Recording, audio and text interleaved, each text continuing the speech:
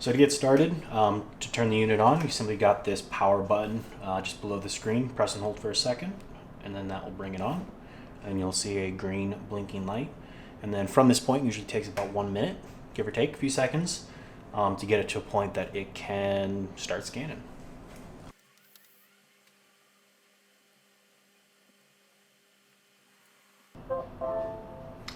So at this point, it is ready to start scanning. So I'm just going to go run through some of the settings, the menu, different options, and basically just the basics of the screen and what you have available to you. So this is going to be kind of your default screen. At this moment, I have an existing project on this flash drive that is currently showing with some setups. But at this point, if you're ready to go, you can simply hit the red button, hit play, and then it'll start to scan. It'll spin up, do a 360 if you have the high tilt accuracy mode, and at that point you're off to the races. So some of the basic options you have though right off the get-go is going to be your scan density. So you have 3 options: low, medium, and high. And so each one is going to be, disable this photo. So now we're just looking at just the plain scan, no images. So you're looking at 26 seconds for low, 51 seconds for medium, and then double that, minute 42 for high density scans. So outside of scan density, you got your photos. It's simply off or on. You don't need to adjust any of the environment settings, such as cloudy or sunny, or the color or the white level, whether it's fluorescent or tungsten.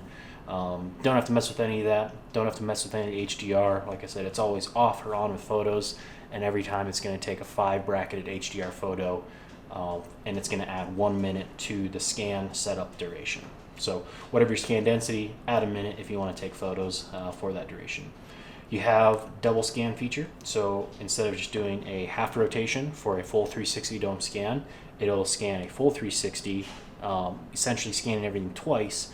And at that point, when you import into Register 360 or Cyclone Core, it will filter some of the points that basically, if there's a person walking through the scan and it caught them twice, it'll realize that, and at which point it'll filter and delete those points and keep that data nice and clean for you.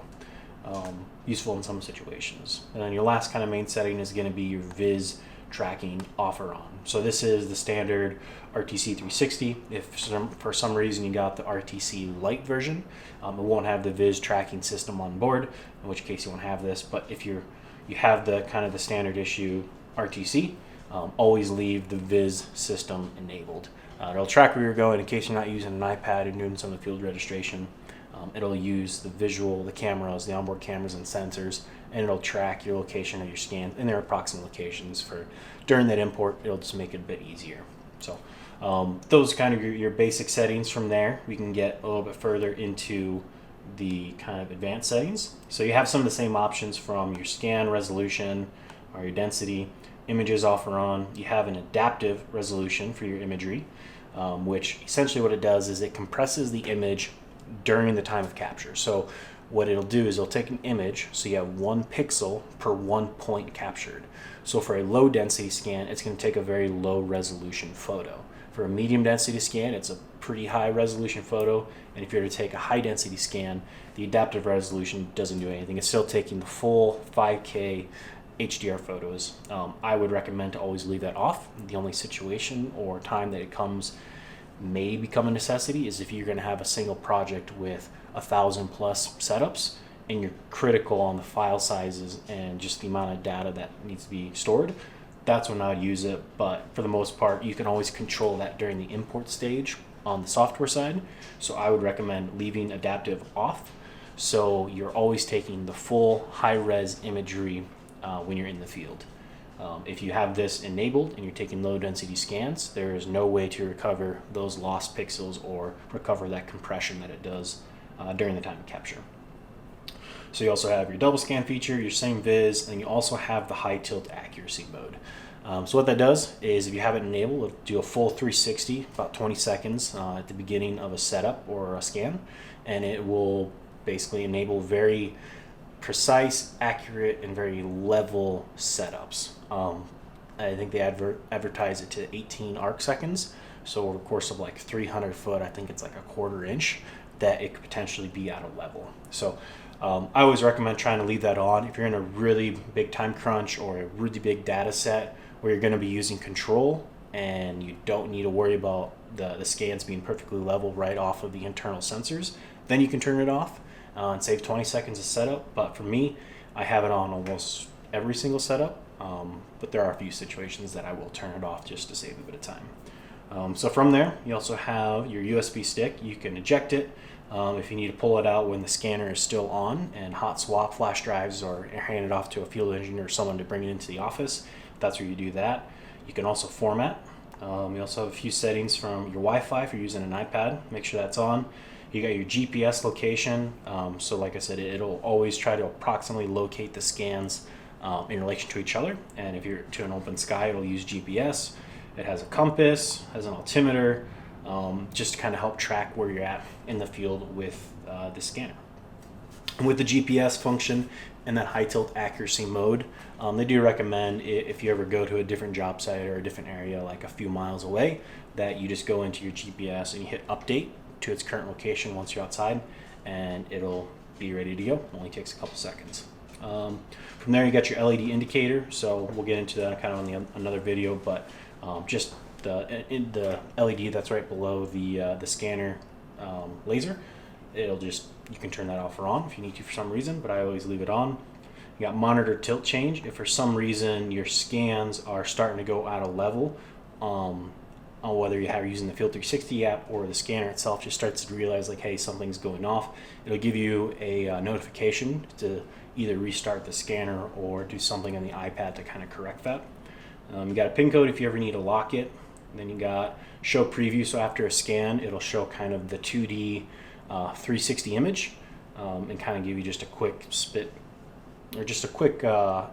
snapshot of where you're at and what that looks like at that setup. But if you're using the iPad, you can still look at the full 360 images as you go.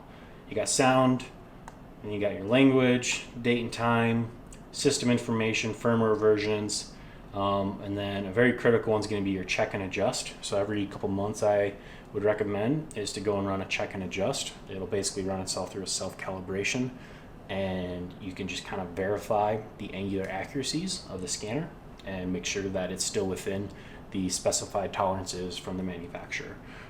That'll be a separate training because that is a little bit more in depth on just more than anything the location that you do to scan and then set it up and let it run. But it's quite simply just go into it and hit run, and it's autonomous. It does its own thing, does its scan, does the calculations, and spits you out a little PDF report that you can pull from the flash drive at that point. And then last one, big one's going to be your upgrade firmware. So in this case, I do still have the latest and greatest firmware on my scanner. So in which case, you can select it, which it's already selected for me, and you can either upgrade it if you have a newer version loaded on the flash drive, or you can reinstall it on the scanner. If for some reason you're having some weird issues and crashes, and just as a good gut check or a good check that you can do is you can reload the firmware and let it reinstall on there. But that's kind of the last big setting to go and look at. The rest of these are nothing you really ever need to worry about. So in which case though, you're basically ready to scan. In my case, I got the high tilt accuracy mode on, so it should do a full 360 image or a full 360 spin before it actually starts to scan, and that will all look like. I'll let it run. So this is what it kind of looks like after you hit go. So now it's doing the high tilt accuracy kind of calibration and IMU measurements. So it does a full 360. You'll kind of hear the motors whine inside there and the really precise fit of the base and where it pivots about. This scanner is getting close to needing a not a calibration, but just kind of a tune-up and a cleaning from the manufacturer. So that's nothing to worry about. Though if you hear that noise. So now it's starting to record. It's spinning at, I believe, 6,000 RPM in the middle, so it's ramping up pretty quick, which I'm sure you can hear.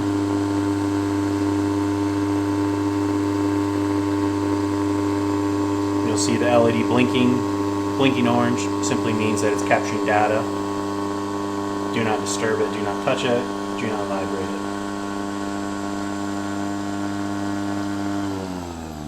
So now the scan is done, And now it's going to kind of go back to the home position, and then it's going to start recording images. So it has external cameras, so that's why I can do 5 bracketed HDR, full 360 dome images or imagery in a minute.